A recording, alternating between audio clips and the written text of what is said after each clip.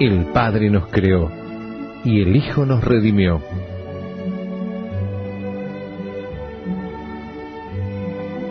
Conocer y amar a Dios exige el esfuerzo de la inteligencia y la rectitud del corazón. Teología para Todos, un curso de religión multimedia. En el nombre del Padre, y del Hijo, y del Espíritu Santo. Amén. Bienvenidos, queridos amigos, a este programa número 16 del curso Teología para Todos. Es el segundo del seminario de Teología Moral. La semana pasada, si nos escucharon, si nos vieron, recordarán que comenzamos a explicar qué es la teología moral.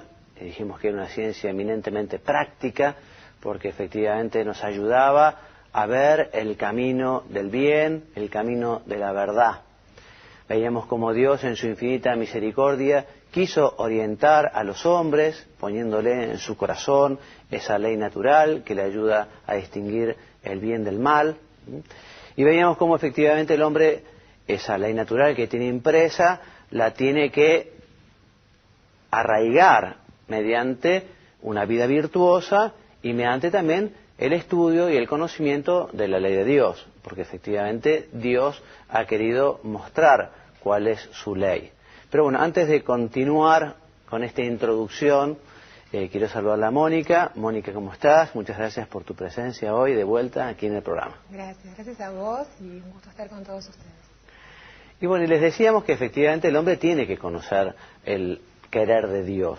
Dios nos ha dejado su enseñanza en el Antiguo y el Nuevo Testamento fundamentalmente, a través de la antigua ley que le dio a Moisés, sintetizada en los 10 mandamientos, y esta nueva ley de Jesús, el Señor, que también está sintetizada en las bienaventuranzas, en el Sermón de la Montaña, y que se caracteriza por el amor que tenemos que tener a los demás, un amor como el de Cristo mismo. Y hablábamos también de cómo el hombre tiene que formar esa conciencia. Habíamos dicho que la conciencia es el juicio que realiza el hombre en el que establece la bondad o la maldad del acto. El hombre lo que hace es tratar de aplicar esa ley que es externa a él, que es ajena a él, que el hombre no crea, sino que la ha creado Dios, y ve qué relación tiene con el actuar, con lo que tiene que hacer en ese momento. Y la conciencia es la que le dicta justamente si aquello está bien o está mal. Decíamos cómo el hombre tiene que formar esa conciencia, que esa conciencia se forma estudiando, conociendo. Hablábamos de la importancia que tiene el Catecismo de la Iglesia Católica, del Papa Juan Pablo, y de su compendio del Papa Benedicto XVI. En fin, no son los únicos 2 libros, ni mucho menos, pero son una síntesis extraordinaria para poder conocer justamente el querer de Dios, la voluntad de Dios, la ley de Dios, los mandamientos de la ley de Dios, las enseñanzas de la Iglesia. Decíamos que el hombre tiene que hacer un esfuerzo, porque no puede quedarse con las nociones básicas de la primera comunión, y esto para todos, cada uno según sus posibilidades. A veces se habla de la fe del carbonero. Uno puede tener la fe del carbonero si es un profesional, pero si es un carbonero santo y que hace todo lo posible por conocer lo que es la enseñanza del Señor, puede ser más santo que cualquiera, ¿no? O sea que todos están llamados a conocer cada uno según sus posibilidades. Pero todos estamos obligados a buscar la verdad, a conocer la ley de Dios. Bien, entonces vamos a hablar hoy un poquito de la moralidad de los actos humanos, para ya después detenernos también en lo que es el pecado. Hoy haremos una introducción y continuaremos hablando del tema, Dios mediante, la semana que viene, ¿no? Léeme, por favor, Mónica, ¿qué nos enseña el Catecismo sobre los actos humanos, qué son los actos humanos, etcétera? Nos dice que los actos humanos, es decir, los libremente realizados tras un juicio de la conciencia, son calificables moralmente, es decir, son buenos o malos. Efectivamente. Podemos decir que para la moralidad no hay actos indiferentes. Todos los actos de los actos humanos nos alejan de Dios o nos acercan a Él. Nos hacen mejores o nos hacen más virtuosos o nos hacen más santos ¿no? O sea que todos los actos de los hombres son buenos o malos, y ya veremos cómo hacer para establecer, cómo se determina la bondad o la maldad de los actos. Entonces, léeme por favor esta placa Mónica. ¿Cómo no? El obrar es moralmente bueno cuando las elecciones de la libertad están conformes con el verdadero bien del hombre y expresan así la ordenación voluntaria de la persona hacia su fin último, es decir, Dios mismo. Bien, esta es la Veritatis Splendor, y nos dice el Papa Juan Pablo II en este documento que el obrar es moralmente bueno cuando las elecciones de la libertad están conformes al verdadero bien. O sea que los actos son buenos cuando coinciden con el querer de Dios, con la voluntad de Dios, con lo que Dios manda. Pero para poder determinar entonces la bondad o la maldad de un acto, para ver desde la perspectiva moral los actos de los hombres, los actos humanos, tenemos que remitirnos a tres temas. Es como una mesa de tres patas, ¿no? Tenemos que ver el objeto, que le explicaremos qué es, el fin y las circunstancias. Léeme por favor lo que dice el Catecismo en su número 1750. Nos dice, el objeto y la intención y las circunstancias son las fuentes o elementos constitutivos de la moralidad de los actos humanos. Entonces vamos a tratar de explicar cómo se puede llegar a determinar que efectivamente un acto es bueno o malo, cómo ese acto nos acerca a Dios o nos aleja de Dios, cómo ese acto nos ayuda a ir al cielo o nos aleja de la bienaventuranza. Entonces, el objeto moral, decíamos que objeto, moral y circunstancias es lo que tenemos que analizar en cada acto. El objeto es la acción u omisión calificada moralmente, un acto, pero desde la perspectiva moral. ¿Qué quiere decir?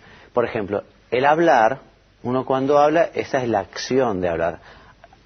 Al hablar uno puede estar rezando, puede estar alabando, puede estar mintiendo, puede estar insultando, puede estar blasfemando. O sea que nosotros calificamos moralmente ese acto. El hecho de matar puede ser en defensa propia o puede ser un homicidio.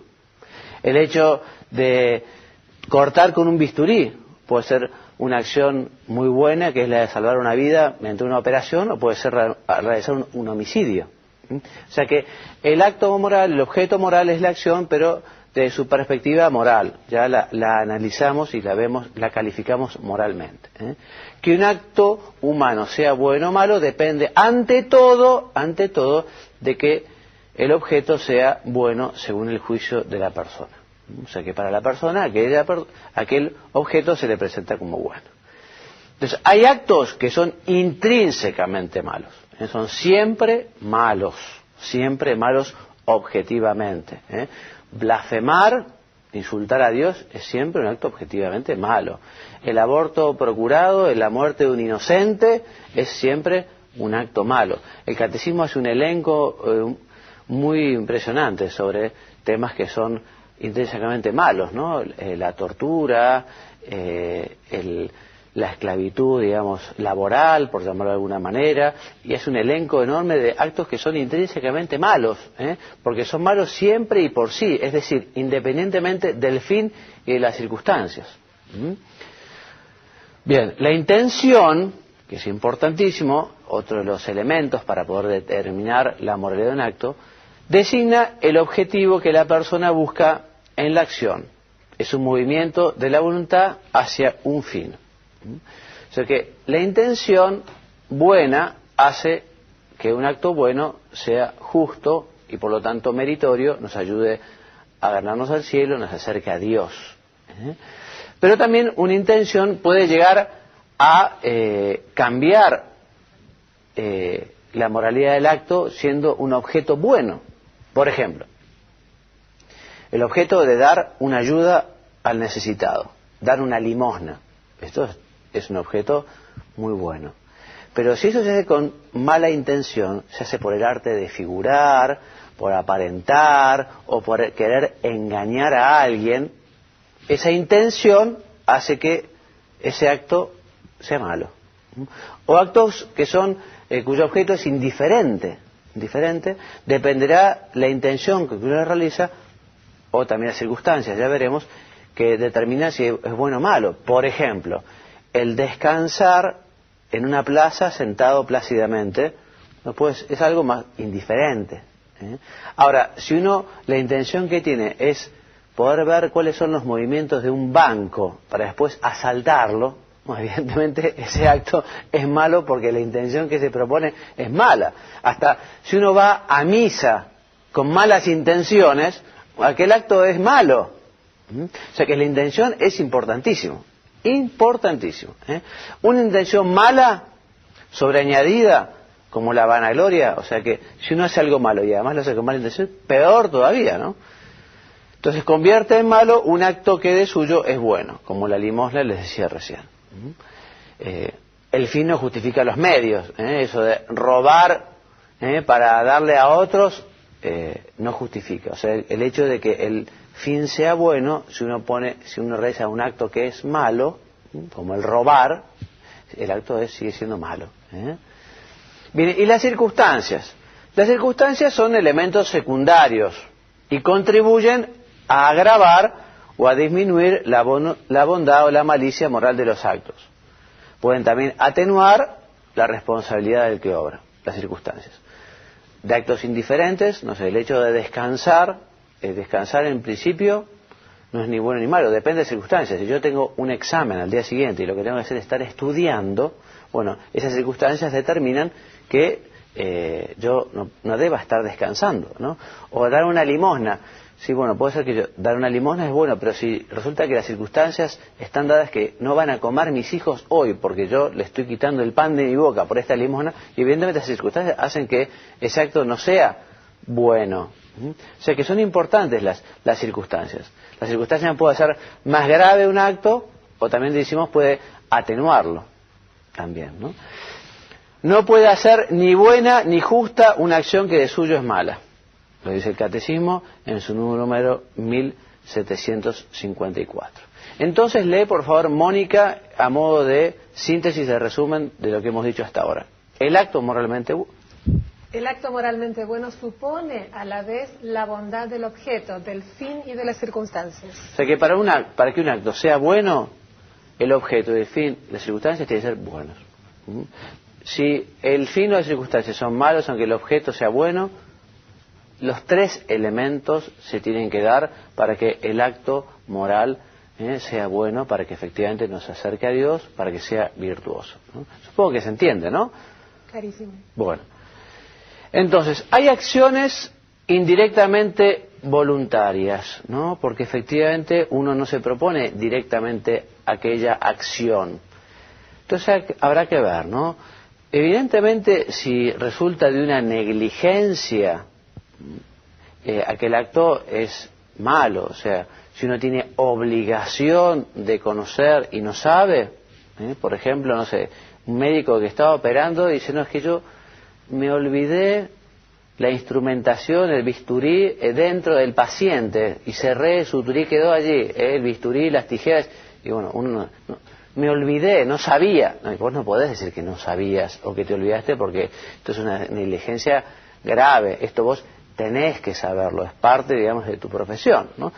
La de médico o cualquier otra profesión, digamos, hay cosas que hay que saber porque efectivamente lo exige aquel tipo de labor, ¿no?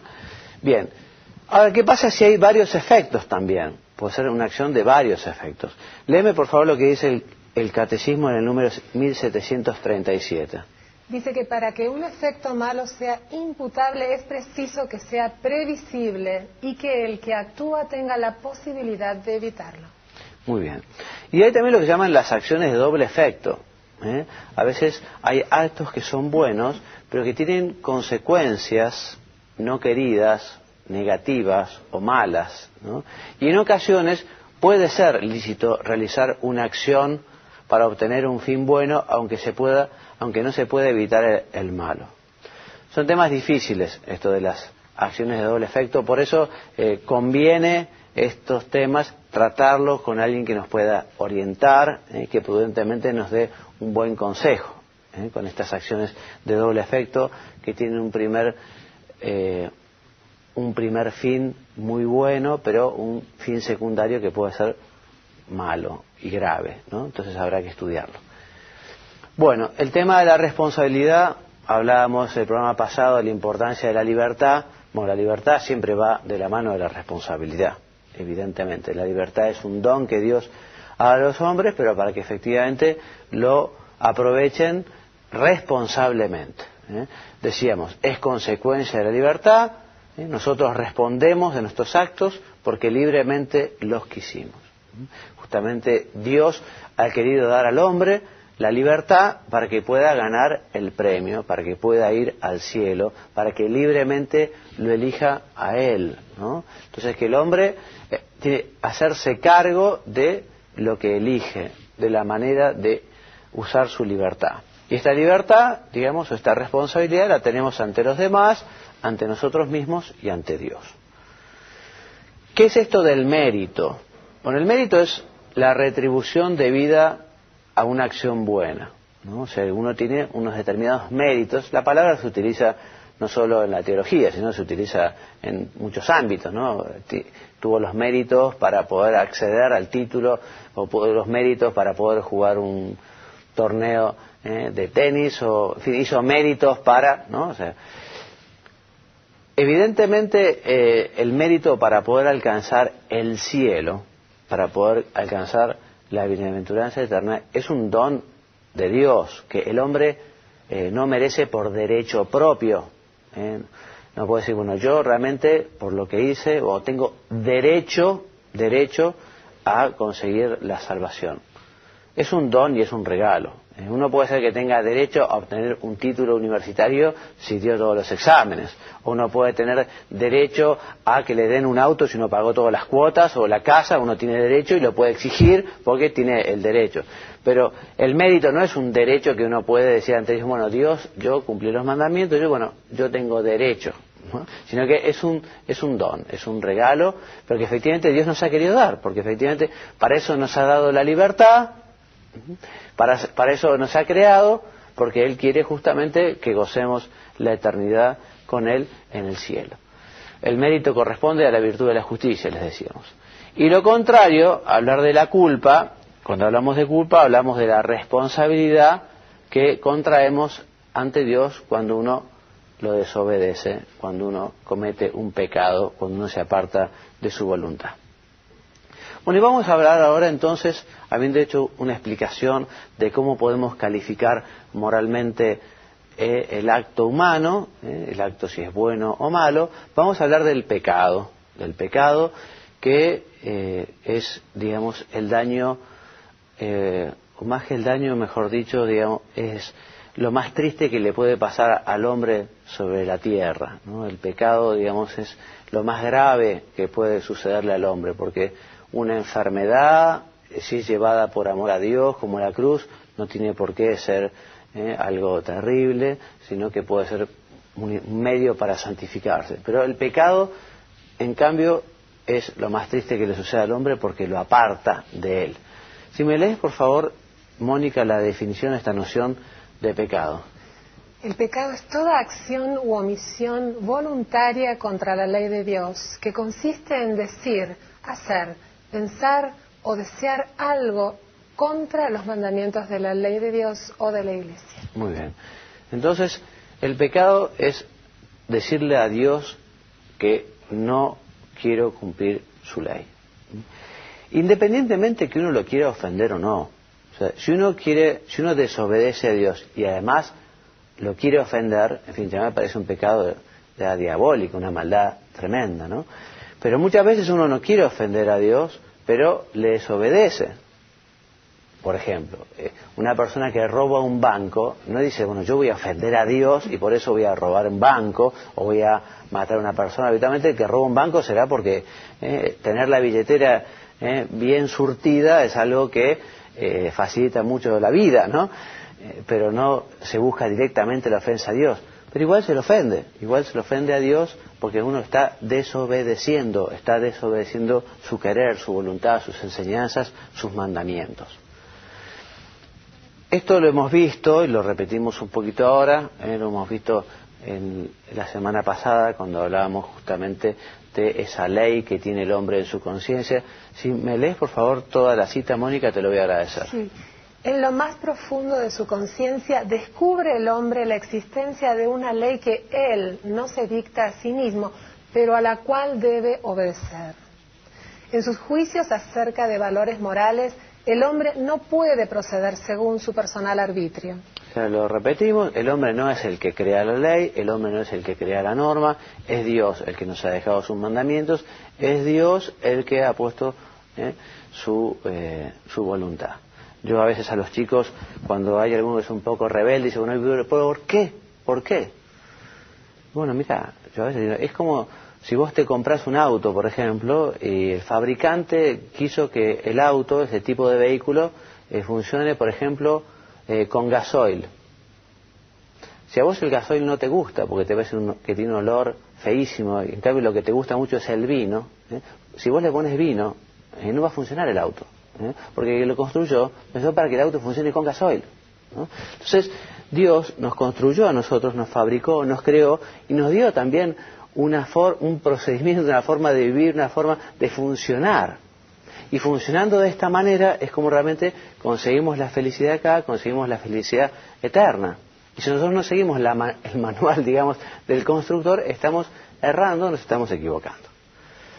Bien, Dios nos ama y es lógico que le duela la falta de amor. Cuando Jesús se le aparece a Santa Margarita María de Alacoque y le dice lo mucho que sufría su corazón por la infidelidad de los hombres, por la ingratitud de los hombres, sobre todo lo que más le dolía, decía el Señor, era de personas que estaban consagradas a Él, ¿no? O sea que el Señor sufre por esto. Lo mismo que le agradaría a mi amor, le desagrada mi desprecio. Porque Dios, y esta frase es muy linda, Dios no es una piedra, es un corazón. Aunque efectivamente es un misterio el saber cómo afecta a Dios el pecado de los hombres, ya que Él es inmutable. El pecado, volvemos a repetirlo, es ante todo ofensa a Dios. Puede ser por acción, un pecado es por acción cuando uno realiza una determinada cuestión. Uno roba, mata, miente. Bueno, es un pecado por acción. O por omisión, o sea, cuando uno deja de hacer algo que tiene que hacer. Yo tengo que ir a misa y no voy por ninguna razón. Yo tengo que estudiar y no lo hago porque soy un irresponsable. Yo tengo que conseguir los medios para mi familia y no lo hago por motivo... Eso es una omisión. Y cuando hay responsabilidad, hay pecado. Porque a veces hay obligación de hacer el bien. Jesucristo, de hecho, condena al infierno a los que dejaron de hacer el bien. Es bastante impresionante cuando Jesucristo dice, malditos de mi Padre, a la condenación eterna, porque tuve hambre y no me diste de comer, tuve sed y no me diste de beber, estuve peregrino y no me alojasteis, estuve desnudo y no me vestisteis, estuve preso y no me visitasteis. O sea que el Señor, a todos aquellos que se condenaban, que los tenía a su izquierda, era porque no habían hecho el bien que debían haber hecho. Es bastante fuerte. Bueno, incitan y tientan a pecar. Si me lees, Mónica, te voy a agradecer. El mundo, criterios relajados, costumbres corruptoras, ambientes pervertidos, con sus atractivos, que tienen fuerza seductora para los incautos que se dejan llevar por él. El demonio con sus tentaciones y la carne con sus inclinaciones al pecado. Muy bien, eso es clásico, hablar de que efectivamente el mundo, el demonio y la carne es lo que nos tienta y nos lleva a alejarnos del Señor. Muchas veces el demonio se vale de otras personas, ¿no? Que a veces lo saben, a veces no lo saben, pero es muy triste convertirse en instrumento, medio del demonio para llevar a otras personas a pecar, algo tremendo. Para vencer las tentaciones tenemos siempre la ayuda de la gracia. Dios nunca va a permitir que una tentación sea más fuerte de lo que nosotros podamos resistir, porque si no Dios sería injusto.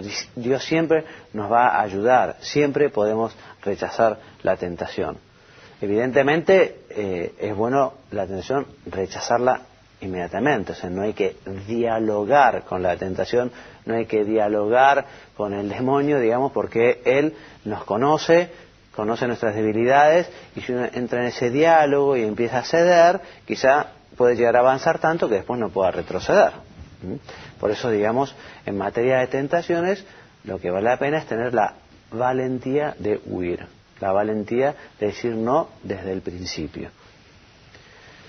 Bueno, la felicidad y la tranquilidad de conciencia no puede compararse a la amargura que deja detrás de sí el pecado. O sea, nosotros no nos damos cuenta también el daño que nos hace el pecado en nuestro corazón. No nos damos cuenta.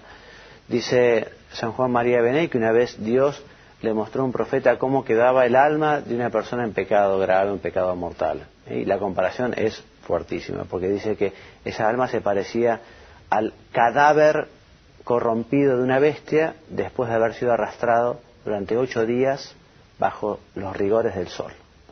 O sea, algo nauseabundo, algo hediondo, algo terrible, algo feísimo. Nosotros no nos damos cuenta el daño que nos causa en nuestra vida, en nuestra alma, en nuestro corazón, el pecado. Pero, ya les digo, repito, es el peor de los males y por eso tenemos que tratar de estar muy lejos del pecado. Peor que la misma muerte. Muy bien. El hombre, por el pecado, además de rechazar a Dios, se hace esclavo de las cosas que valen menos que él. De modo que nosotros tenemos que tratar de tener una lucha muy positiva respecto del pecado. ¿En qué sentido? En que si efectivamente nosotros estamos llenos de Dios, difícilmente podamos caer en pecado. Hay un dicho español que dice: a una olla que hierve ninguna mosca se atreve. En el sentido de que, bueno, efectivamente, si uno está vibrante de amor de Dios, es lógico que tenga facilidad para poder rechazar las tentaciones. Y si uno, en cambio, habitualmente va cediendo y no tiene ese ejercicio en la lucha, es mucho más difícil. Y viene ahora la última diapositiva. Te pediría, Mónica, si me lees este texto de San Juan Crisóstomo, que es largo. Dice: cuando te veo vivir de modo contrario a la razón, ¿cómo te llamaré? Hombre o bestia. Cuando te veo arrebatar las cosas de los demás, ¿cómo te llamaré? Hombre o lobo. Cuando te veo engañar a los demás, ¿cómo te llamaré? Hombre o serpiente. Cuando te veo obrar neciamente, ¿cómo te llamaré? Hombre o asno. Cuando te veo sumergido en la lujuria, ¿cómo te llamaré? Hombre o puerco. Peor todavía, porque cada bestia tiene un solo vicio. El lobo es ladrón, la serpiente mentirosa, el puerco sucio, pero el hombre puede reunir los vicios de todos los brutos. Palabras fuertes, del santo, pero que efectivamente es lo peor que le puede pasar al hombre, el alejarse de Dios y en caer en este terrible mal que es el pecado. Vamos a pedirle entonces a la Santísima Virgen que nos ayude. Nuestra Madre es refugio de los pecadores. Ella nunca tuvo ningún pecado, pero sin embargo tiene una comprensión de los hombres extraordinaria. Ella recibió de Jesús el pedido y ella tomó el compromiso de ayudarnos y lo hace con un amor muy grande. Por eso aprovechemos especialmente la ayuda de nuestra Madre. Dice la oración del Acordaos de San Bernardo que jamás se ha oído decir que ninguno de los que haya acudido a su protección haya sido desamparado. Por lo tanto, acudir habitualmente a la Virgen, y especialmente en el momento de la tentación, especialmente en el momento que nos es más difícil, porque efectivamente son unas circunstancias tales que se nos invita a caer en aquella falta, en aquel pecado, en aquel rechazo de Dios. Bueno, hasta aquí entonces nuestra clase de hoy. Como ven, los temas van siendo muy prácticos, muy concretos para la vida. Ya próximamente comenzaremos a hablar de los mandamientos, de la ley de Dios, también desde una perspectiva muy concreta y muy práctica. Dios mediante, estaremos aquí la semana que viene, a la misma hora, así que los invito a que vengan, que nos escuchen.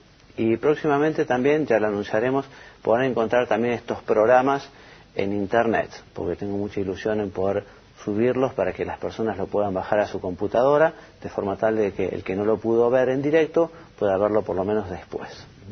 Así que me despido hasta la semana que viene con la bendición. Que Dios los bendiga y los haga muy santos. Amén. Hasta luego y gracias.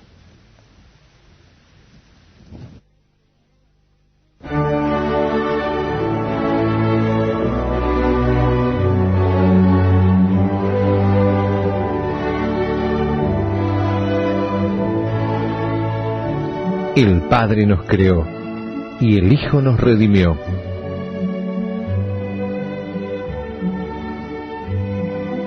Conocer y amar a Dios exige el esfuerzo de la inteligencia y la rectitud del corazón.